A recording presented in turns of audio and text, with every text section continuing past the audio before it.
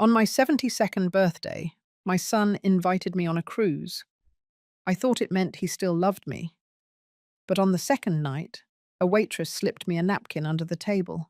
It said, "Call 911. There is something in your tea." My hands went cold. My own son. I wanted to believe it was a mistake, that I misunderstood. But deep down, I knew. So what do you do when the person you gave life to decides yours has no value left? On the morning of my 72nd birthday, I found a small envelope under my door. No card, no handwriting, just a printed note that said, "Pack warm. Boat leaves Friday at 10 a.m. It was from Darren. I hadn't heard from my son in almost 4 years. Not a phone call, not a holiday message, not even when my blood pressure landed me in the ER last winter. So when I saw that note, I didn't know whether to feel joy or dread. I sat at my kitchen table for a long while, just staring at it. The coffee had gone cold. The toast was untouched. All I could think was, why now? But maybe, just maybe, he had changed. 2 days later, I stood on the pier in Annapolis, clutching a scarf and trying not to overthink. The cruise ship Darren booked looked modest, not the flashy kind. A local line, cozy, a few families boarding. And there he was, my son, waiting with that old smile I hadn't seen since his wedding. Liana stood beside him, polished and poised. She gave me a half hug, the kind you give to someone you're being polite to. The room they had prepared for me was surprisingly lovely. Soft blankets, a framed photo of us from a long time ago, even a small bookshelf with my favorite titles. It felt thought out, as if someone had asked about me, remembered what I loved. That night at dinner, they sat on either side of me. Liana poured me a cup of chamomile tea before I could reach for water. Darren cut my salmon for me like I was fragile. It was sweet, but strange. I wasn't used to being tended to, and certainly not by them. They asked about my bookstore, the monthly readings I still hosted for the senior group, even the volunteer nights I did at the literacy center. They were listening, or at least pretending well. Darren even laughed at my joke about our town's mayor getting caught reading romance novels in the non-fiction aisle. Later, as I looked out over the water from my cabin, I felt something I hadn't felt in years. Maybe peace, maybe hope. I knew better than to trust too quickly, but still, it felt like Darren was trying. I wanted to believe this trip meant something. But for those of you who've lived long enough, you know what I mean when I say that sometimes silence has an edge, the kind that doesn't make noise, but slices through the air anyway. I couldn't name it that night, but something inside me stayed alert. And sometimes it's the calmest moments that come right before the storm. Let me take you back to the second night. That was when the tea turned bitter. That was when everything started to unravel. And that was when I learned this birthday trip wasn't about me at all. Not really. The morning air on the second day was crisp, and the water outside my cabin window looked like glass. I woke up earlier than usual, not because I was excited, but because my body felt oddly heavy. There was a strange tightness in my chest, and my hands tingled when I tried to grip the edge of the sink. I blamed it on the sea air and age. A little stretching, I told myself. Maybe I had slept wrong. Breakfast was served in the smaller dining room, fewer people, more intimate. Darren wasn't there, but Liana greeted me with a bright smile and guided me to a table by the window. She handed me a steaming mug, said it was a blend she picked up in Charleston. Good for stress, smelled faintly of mint and something earthy. I took a few polite sips. After just half a cup, my head felt cloudy. Not spinning, not quite dizzy, just fogged, like someone had turned the dimmer switch on my brain. I blinked a few times and focused on Liana, who was talking about how cruises helped people reconnect. She smiled a lot, used my first name more than usual, said things like, "You deserve to be pampered. You've given your whole life to others." Her words landed soft, but something about them felt rehearsed. She asked about my medications, wanted to know if I still took the little blue pills for my blood pressure. I nodded slowly, pretending not to notice the way her eyes flicked toward her phone as she typed something. Later that afternoon, we all went up to the top deck. The breeze helped clear my head, but the fatigue clung to me like wet wool. I leaned on the railing and watched the coastline drift. Darren handed me a glass of lemonade. It tasted slightly off. Not bad, just not right. I set it down and said I'd rather have water. Liana quickly jumped in, offering me a chilled bottle from her tote bag. That night, dinner was served in the captain's lounge. Candlelight, soft music, and some seafood dish I couldn't pronounce. My appetite was thin. I picked at the food while Darren recounted stories from his new business venture, something about crypto software. I nodded along, though most of it flew over me. When dessert came, Liana reached for the teapot again. "A different blend," she said. "Lavender and chamomile. Helps with digestion." I let her pour it, watched her stir in a splash of honey, then slide the cup toward me like it was something sacred. Her tone never changed, but her eyes never left the cup. I held it for a moment. The ceramic was warm against my fingers. I brought it close, pretended to take a sip, then set it down. She smiled. Back in my room, the cloudiness returned, worse this time. I sat on the edge of the bed, heart fluttering like a weak moth against a window. My stomach cramped once, then again. I lay down and closed my eyes, trying to breathe through it. It passed after a while, but a low hum of unease stayed behind. I stood and walked to the mirror. My face looked pale. Not sick, exactly, but not quite me. I noticed a small tremor in my right hand as I brushed a strand of hair back. I didn't remember shaking before this trip. The wind picked up outside. The curtains swayed, and somewhere down the corridor, a door clicked shut. That night, I barely slept. My mind wandered in and out of strange half-dreams. All the while, a quiet question lingered in the back of my mind, refusing to settle. By sunrise, I knew something was wrong, but I also knew I had to keep pretending it wasn't. Not yet. Dinner on the third night was quieter. The tables were arranged in a semicircle around a small piano, where a young man played slow jazz. Most passengers had already grown familiar with one another, sharing stories over drinks and desserts. I kept to myself, watching the flicker of candlelight catch in the glassware. Liana and Darren arrived late. She kissed me on the cheek and whispered that I looked well rested. Darren sat down heavily, rubbing his temples and muttering something about the motion of the waves. I smiled politely and said nothing. The waiter came around, offering a house specialty.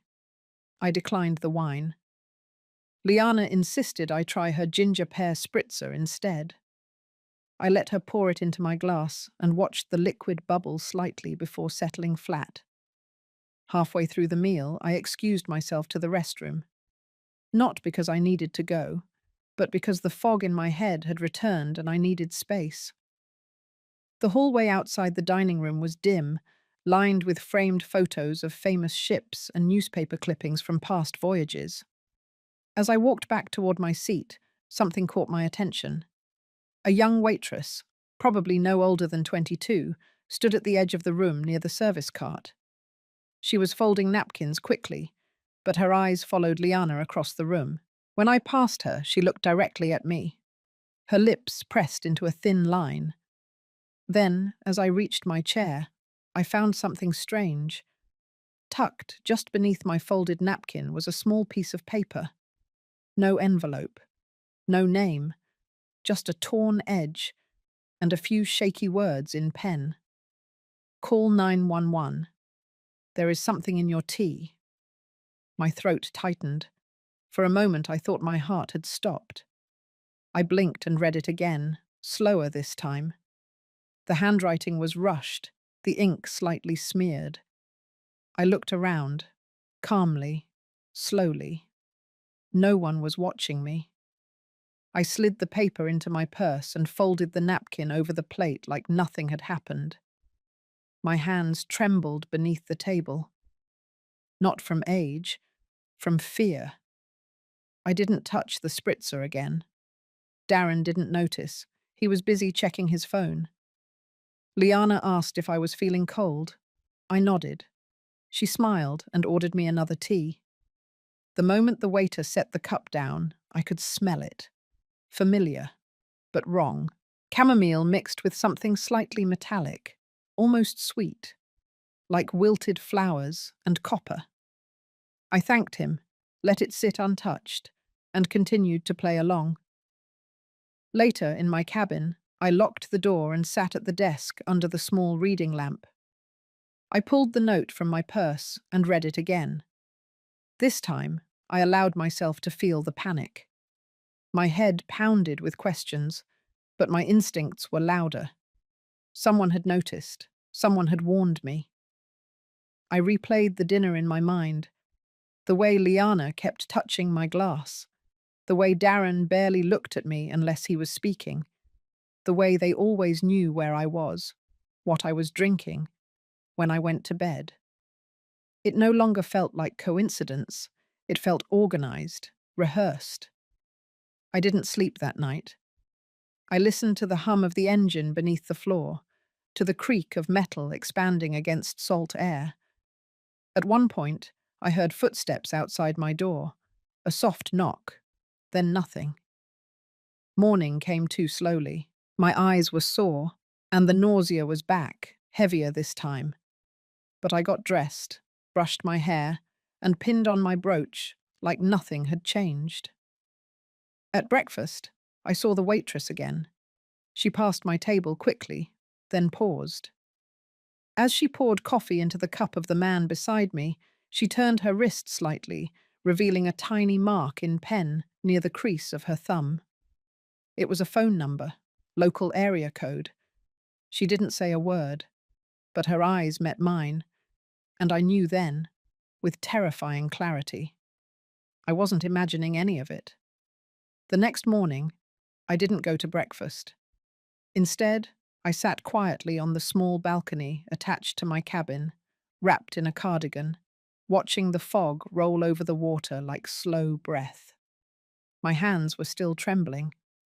The note from the night before rested on the table beside me, folded once, but already worn at the edges from how many times I had opened and closed it. I hadn't slept. Not really. My eyes had shut for minutes at a time, but my body refused rest. I kept listening for footsteps, for doors, for any shift in the hallway outside. But it was the silence that did more damage. The quiet made my thoughts louder. I kept replaying the moments from the dining room, from earlier that week. Every smile from Liana, every glass of tea she poured, every time Darren offered to walk me back to my room. I had ignored too many things, and now I couldn't afford to ignore anything else. Just before 10, I left my cabin and made my way slowly toward the mid-deck cafe. I didn't want to go back to the formal dining room, too exposed, too watched. The cafe was smaller, self-serve, with passengers mostly keeping to themselves. I grabbed a cup of black coffee and sat in the far corner, facing the door. It didn't take long. The same waitress from the night before walked in with a tray of pastries. She glanced toward the seating area, saw me, then made her way to the table closest to mine. She adjusted a napkin, cleared a few crumbs, then leaned slightly in my direction. She spoke low and fast. I only caught part of it. She said she was in school for pharmacology. that she'd seen my daughter-in-law adding something to my cup 2 nights in a row. She hadn't meant to get involved, but what she saw last night had made her feel sick. Then she slipped another note under my saucer and walked away. I didn't open it until I returned to my room. The message was short. A name, digoxin. A warning, it could mimic natural heart failure symptoms in older adults. And a suggestion, get your blood tested. Soon. I sat down slowly on the edge of the bed and stared at the name. Digoxin. I didn't know the drug well, but I knew enough. I remembered hearing about it years ago when one of my book club ladies had a grandson overdose on cardiac medication. It had been tragic, subtle, silent, like this. The door clicked behind me. My heart jumped. It was Darren.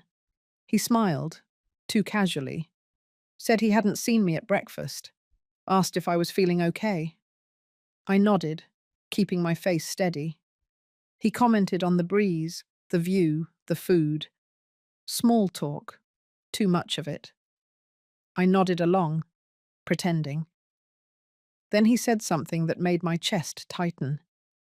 He said he and Liana had been looking into new care options for me, that maybe it was time to stop running the bookstore, that a condo in Sarasota was quieter, easier, just a few hours from their place. I looked at him, not reacting. He continued, said they had already toured one on my behalf. He smiled again, wider this time, told me not to worry. They'd help handle the paperwork. I thanked him, said I'd think about it, but inside I was trembling. When he left, I locked the door and slid the chair beneath the knob, a ridiculous move on a ship full of cameras and keys, but it gave me something to do, something to control. I sat back at the desk and took out my notebook.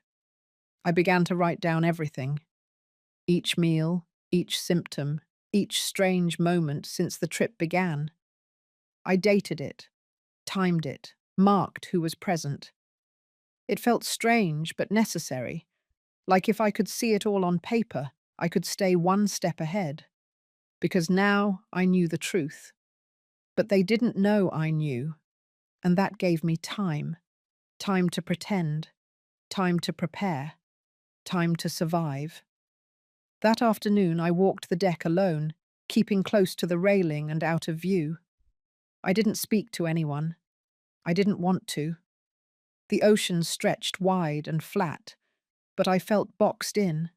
There was nowhere to go on a ship, no corner where eyes didn't follow. Still, I kept walking. I needed air, and I needed space to think.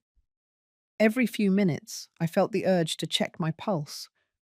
My heart had settled into a strange rhythm, not painful, just inconsistent, like it couldn't decide whether to rest or run. I told myself to stay calm. Panic would only make it worse. When I returned to my cabin, there was an envelope slid under the door. It was unmarked. Inside was a folded note, same handwriting as before. No message this time, just a number. A burner phone. Room 212. A time. Midnight. I didn't know who was behind it, but something told me I had to show up. All day, I moved slowly and watched everything. At lunch, Darren brought me soup, unprompted. He made a joke about how they were testing out cruise food for their retirement someday. Liana laughed too quickly, then leaned in and wiped a napkin across my mouth like I was a child. I smiled, said thank you, and never touched the soup. I excused myself before dessert and left early. Back in my room, I double-checked the deadbolt, then sat down at the desk. I opened my notebook again and kept writing. I drew a timeline, labeled every meal, every drink. When I first started feeling symptoms, when the waitress first looked at me like she knew something I didn't write in full sentences anymore, just fragments. Words like minty, heavy, sweet but wrong, eyes, wrist, digoxin, spritzer. I rested for a few hours, or tried to. I lay on top of the bed, fully dressed, heart pacing, ears tuned to every sound in the hallway. At 11:30, I put on a coat, slipped the note in my pocket, and left without a sound. The hallway was quiet, but the ship creaked and sighed with motion. I walked slowly, not rushing. When I reached room 212, I knocked twice, paused, then once more. The door cracked open. Inside, it was dim. The only light came from a small desk lamp. The person who opened the door was the waitress. Her name tag said Maris. She didn't speak at first, just nodded and motioned for me to sit. Then she handed me a manila envelope. Inside were 3 photos. The first was of Liana, leaning over the dining table, pouring tea from a small brown bottle into a cup. The second was of Darren, standing outside what looked like a pharmacy, holding a prescription bag. The third was a shot of my cabin door, with a timestamp and the faint outline of someone slipping something beneath it. Maris said she had a friend in security, that she had seen too much to stay quiet. She wasn't supposed to have access to these stills, but she believed I was in danger. She said she had already sent digital copies to someone she trusted, in case anything happened to either of us. I didn't cry. I didn't shake. I just sat there and stared at the images. Pieces of a truth I already suspected, now solid on glossy paper. I thanked her. She pressed a small voice recorder into my hand and told me to keep it hidden. She said if I ever needed to record a conversation, it might be safer than trying to make a call. Then she walked me back to the hallway and disappeared into a service door without another word. When I returned to my room, I felt strangely calm, like the storm had passed. But deep down, I knew better. The real storm was just beginning, and I needed to be ready. The next day began with sun, calm waters, and the sound of clinking silverware from the breakfast deck below. From my window, it looked like any other beautiful morning.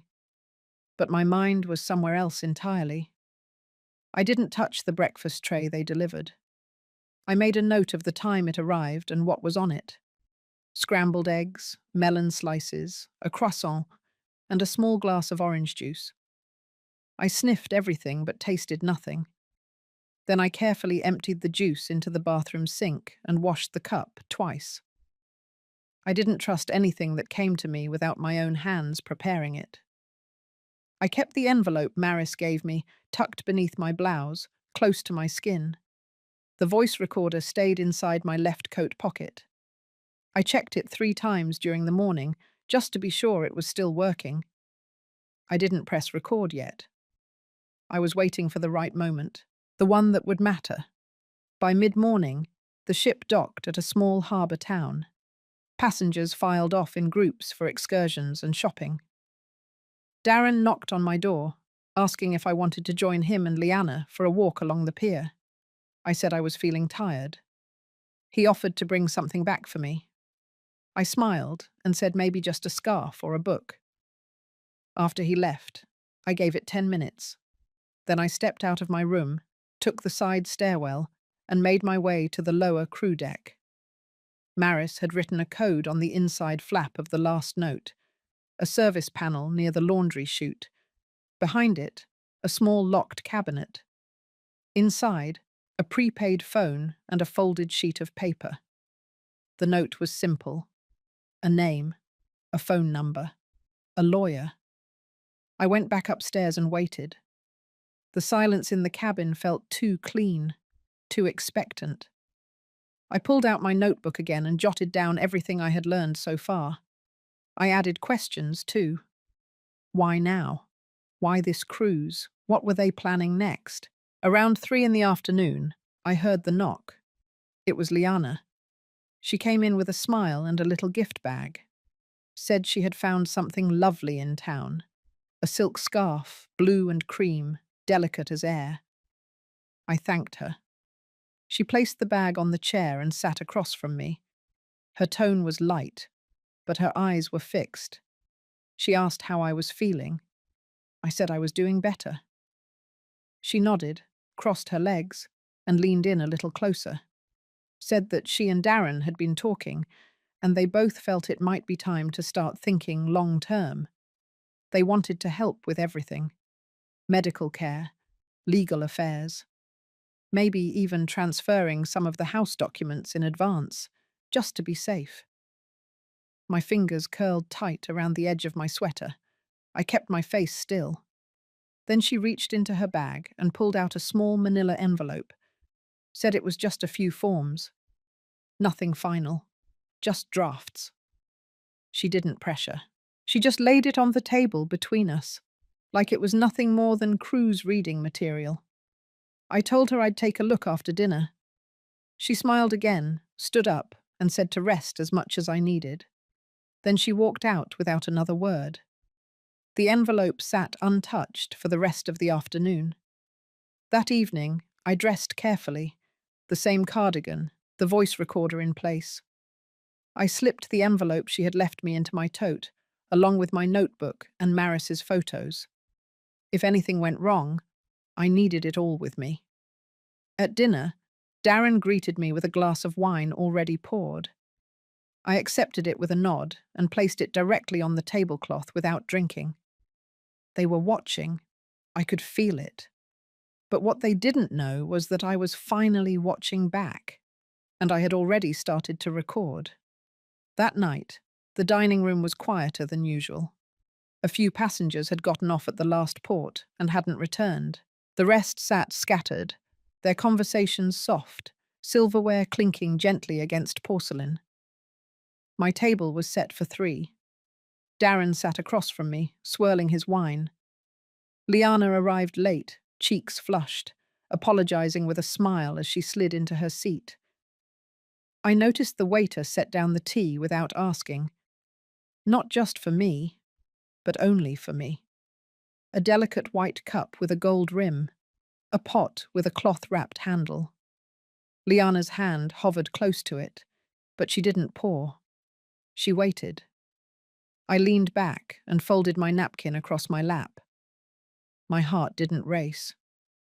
Not anymore. There was something steadier inside me now. Not anger, not even fear. Just a clear knowing. I had already slipped the voice recorder into the side pocket of my cardigan. It was running. Darren launched into a story about their investment meeting next week. He said they might have to cut their trip short. Liana chimed in that the timing was unfortunate, but necessary. Something about an urgent opportunity they couldn't miss. I nodded, pretending to listen, though I had heard enough to understand what they were trying to lay out. They were planting the idea of an early departure, a clean exit. At one point, Liana picked up the teapot and poured for me. Her eyes didn't meet mine, but her voice was gentle, said it would help with sleep. I cupped the warm mug in my hands and held it there. I didn't drink. Instead, I asked them about the envelope, the one she had left earlier. Darren said it was just estate planning, that it would be easier to handle now than wait until things became complicated. Liana added that they didn't want to burden me with stress, that they wanted to give me peace. I told them I appreciated the thought, that I would consider it. I smiled. I was calm. The recorder was still running. Later that evening, I returned to my cabin and locked the door. I took out the envelope again and opened it fully for the first time. Inside were preliminary transfer papers, power of attorney, property documents, bank authorization forms, all unsigned, but with sticky notes marking the places I would need to initial. The language was clear enough for anyone to understand. It granted Darren control over my financial accounts. It allowed him to make medical decisions on my behalf. And it named Liana as my emergency contact for all legal correspondence. I flipped to the last page. A letter, typed, brief, and addressed to my longtime attorney back in Maryland. It read like a notification that I had chosen to begin consolidating my assets under Darren's care, that I was willingly simplifying my estate. I sat still for a long time. Then I placed everything back into the envelope and stored it beneath the lining of my suitcase. I didn't tear it up. I didn't scribble on it. I kept it, untouched, because I needed it. Just after midnight, I returned to the crew deck again. Maris met me near the service stairs. She handed me a flash drive and whispered that her friend in security had managed to copy some camera footage. It wasn't perfect, she said. A few angles were missing, but it showed enough. Liana, in the hallway, slipping something under my door. Darren in the lounge, handing a waiter a folded note that matched the handwriting from one of the first messages I received. More images of the pharmacy bag. One blurry shot of a brown bottle half tucked in Liana's purse. I didn't thank her this time. I just nodded. Back in my room, I hid the flash drive deep in my toiletries bag, beneath the cotton pads and spare toothbrushes. I sat at the edge of the bed, shoes still on, and listened to the quiet hum of the ship pushing forward into the dark. There was no turning back now. Whatever came next, I was ready to meet it with both eyes open. The morning after I received the flash drive, the ocean was calm, almost glassy. A stillness had settled across the ship, but inside me, everything had sharpened. There was no more confusion, no more benefit of the doubt. I had evidence, I had a name, I had a timeline, and now I had a plan. I dressed with care that day. A navy blouse with long sleeves to cover the voice recorder, slacks with deep pockets to hold the drive and the photos. I packed my tote bag neatly with everything Maris had passed to me. Then I added something extra. The draft papers Darren and Liana had prepared. I knew they wouldn't expect me to bring those. Mid-morning, I made my way to the reception deck, where guests could schedule meetings with ship staff. I asked if the onboard legal liaison was available. A young officer named Givens appeared 10 minutes later, leading me into a private conference room tucked behind the administrative hallway. He was polite, formal, and just the right amount of skeptical. I laid out the flash drive, the photos, the notes, and the unsigned documents. I didn't try to dramatize. I explained plainly.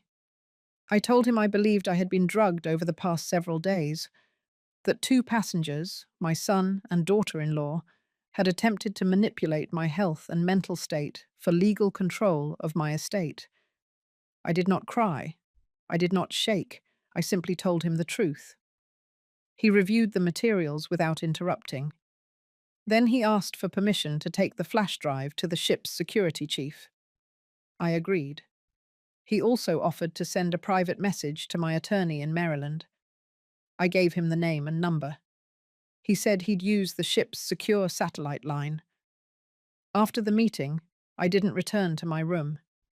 I found a quiet corner in the library and waited.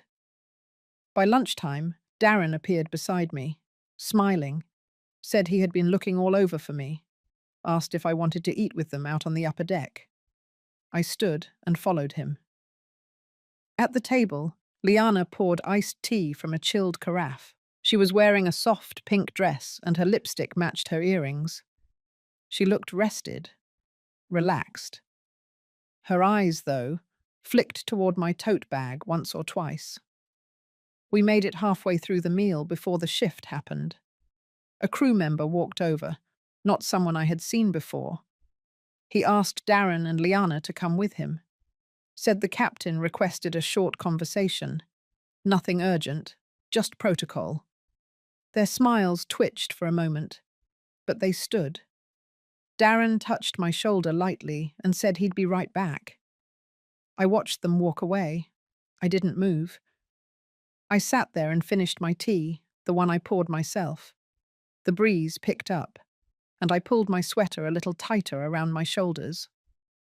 30 minutes later, Officer Givens returned to my table. He asked if we could speak again. This time, he led me to a different room. It was colder, more official. He said the ship's medical officer had reviewed the surveillance footage and corroborated what the photos suggested. The prescription bag, the tea, the repeated attempts to isolate me. It wasn't conclusive, but it was suspicious enough. Givens said Darren and Liana were being questioned separately. They weren't under arrest, but they had been asked to remain in their cabins until the ship docked at the next port. He asked if I wanted to press charges. I told him not yet. First, I needed to talk to my lawyer. I needed to get home. He nodded. That evening, dinner felt different. I sat alone, by choice. Maris passed by once, refilling water glasses. Our eyes met for half a second, and she gave the slightest nod. Nothing more. Back in my room, I finally slept. Deep, uninterrupted sleep. The storm had cracked open, but there was still more to come. I could feel it. And this time, I wasn't waiting to be rescued. The next morning, the ship docked at the final port before returning to Maryland. The sky was overcast, heavy with the kind of stillness that felt like it was waiting for something to break. I stood on the upper deck in a grey windbreaker, watching passengers step off with their luggage and plastic souvenirs. I didn't carry anything with me but my tote bag, zipped shut, with the envelope still inside. I had already spoken to my attorney the night before. The call was brief but sharp. She confirmed what I had suspected. Darren had contacted her office 2 weeks earlier, requesting copies of my trust documents and a durable power of attorney form. He hadn't said I was ill. He had said I was aging quickly, slipping. He had also asked whether the trust could be amended without my physical presence if she had his legal authority. I didn't cry when I heard that. Not then. At 10:30 sharp, I walked to the main lounge where the cruise director was holding a farewell reception. Most passengers came for mimosas and last photos. I came for something else. I had asked the captain, through Officer Givens, for 15 minutes. I told them I wanted to make a personal announcement before disembarking. Nothing dramatic, just a gesture to thank the staff and recognize someone who had shown quiet integrity. They agreed. The microphone felt too light in my hand. I stood in front of the crowd in the lounge, my palms dry, my shoulders steady. I began by thanking the staff. Then I said something about the way this journey had reminded me that people show their true nature not in grand gestures, but in how they move when they think no one is watching. I spoke slowly, not naming names, but making it clear that someone among us had chosen silence when it would have been safer. Someone had chosen truth. Then I called Maris to the front. She froze. She didn't expect it. I saw her hesitate near the espresso machine, then step forward, confused. I smiled at her and handed her a small envelope. Inside was a scholarship certificate. What no one on that ship knew, what not even Maris knew, was that I had made some calls of my own before boarding. There's a small foundation my late husband and I had quietly supported for years, designed to fund continuing education for underrepresented women in science and healthcare. I had contacted them 2 nights ago, explained the situation, asked if a late cycle application could be considered. They agreed. The scholarship covered her final year of tuition and living expenses. Her reaction was quiet. She didn't cry. She didn't speak. But her hands trembled when she hugged me. Then she walked away quickly, blending back into the staff like mist. I stepped down from the platform. There was light applause. But I wasn't looking at the guests. I was watching Darren and Liana. They stood near the back wall, their faces unreadable. Darren had his arms crossed. Liana clutched her purse tightly against her side. Neither of them moved. Neither of them spoke. Later that afternoon, I met with Officer Givens one final time. I gave him the original envelope, the recorded conversations, and the flash drive. I told him I had decided not to press charges, not yet, but I asked that a report be filed and forwarded to my attorney. I also gave him a copy of a letter I had written, addressed to Darren and Liana. I didn't plan to hand it to them myself. I didn't need to. My silence would speak louder. That night, I slept in a small inn overlooking the water. No motion beneath my feet, no footsteps outside my door.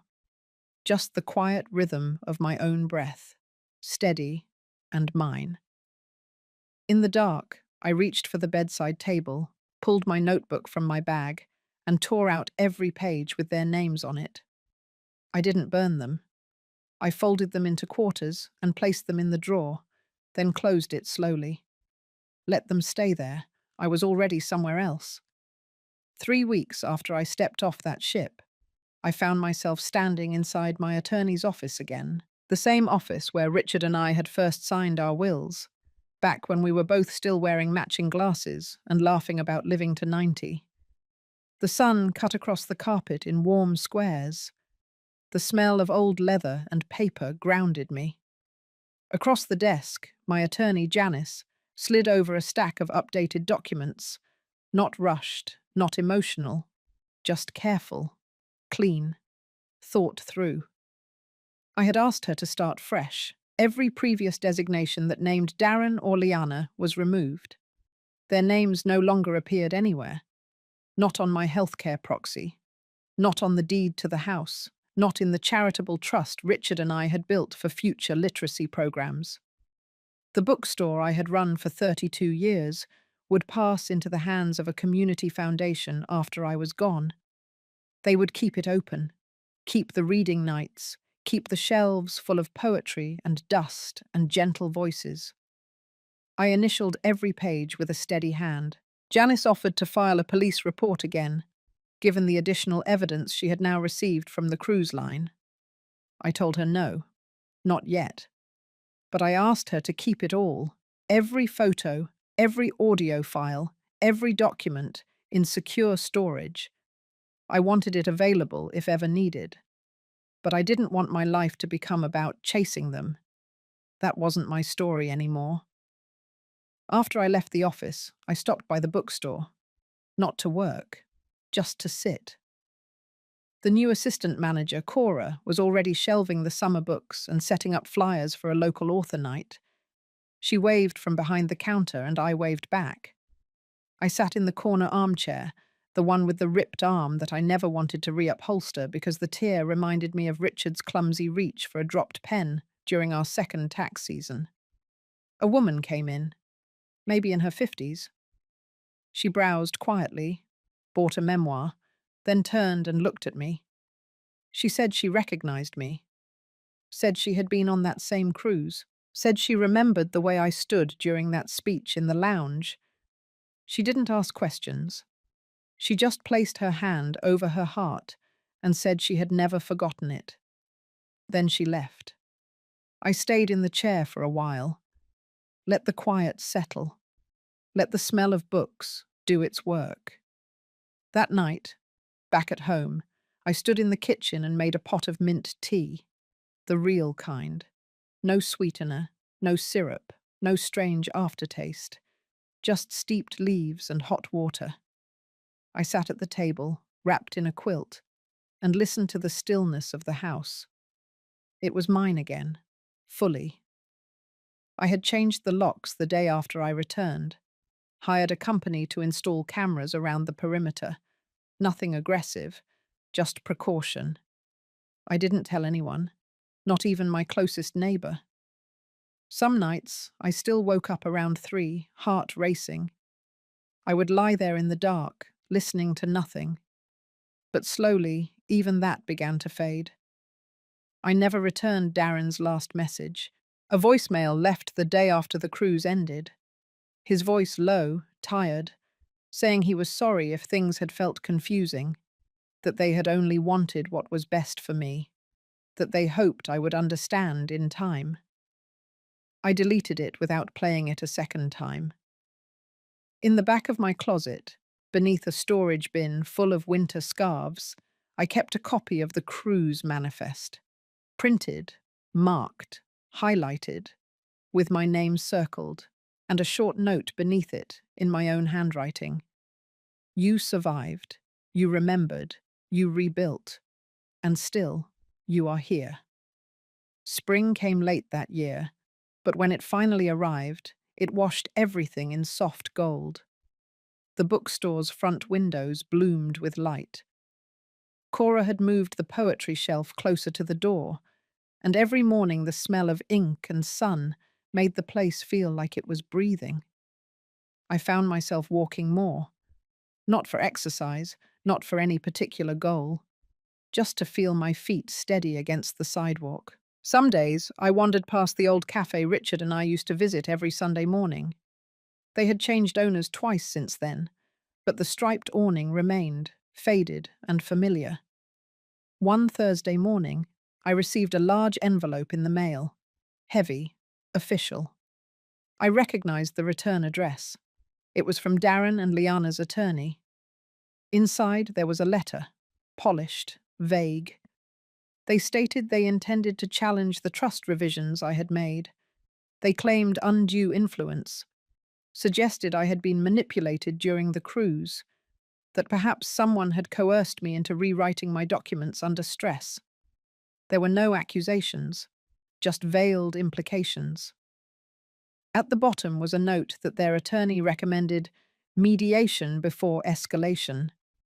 I didn't feel shaken. I called Janice that afternoon. She laughed, not unkindly, but with the sort of exhale that only comes from having seen too much. She told me not to worry, that we had everything in place. Documentation, testimony, the cruise files, the letter Darren himself had drafted, the one he never realized I kept. Still, I didn't sleep much that night, not because I was afraid, but because some griefs return, even after you think you've buried them. I sat at the kitchen table with my notebook open, and for the first time since returning, I began a new page. I didn't write about betrayal.